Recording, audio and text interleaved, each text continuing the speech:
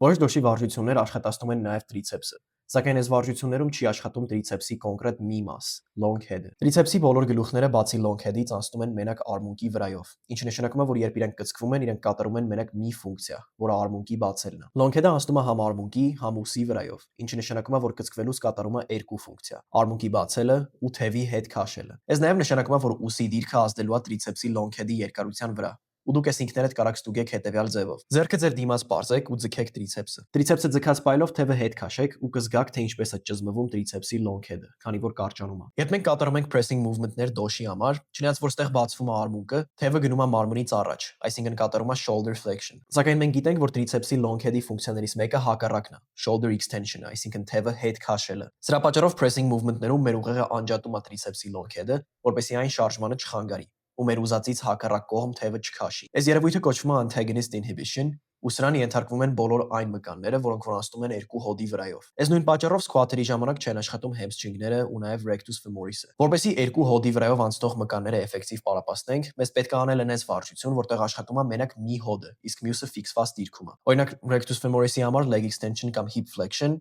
իսկ hamstring-ների համար SLDL կամ leg curl։ Նաև նշեմ, որ բոլոր այն մկանների դեպքում, որոնք որ անցնում են երկու հոդի վրայով, կարելի է թիրախավորել այդ մկանի կոնկրետ հատվածը, կախված նրանից, թե որ հոդն է աշխատում։ Միշտ թիրախավորվելու է այն հատվածը, որը աշխատող հոդին ավելի մոտ է։ Այսինքն օրինակի համար SLDL-ները թիրախավորելու են ավելի շատ hamstring-ների վերևի մասը, իսկ leg curl-երը ներքևի։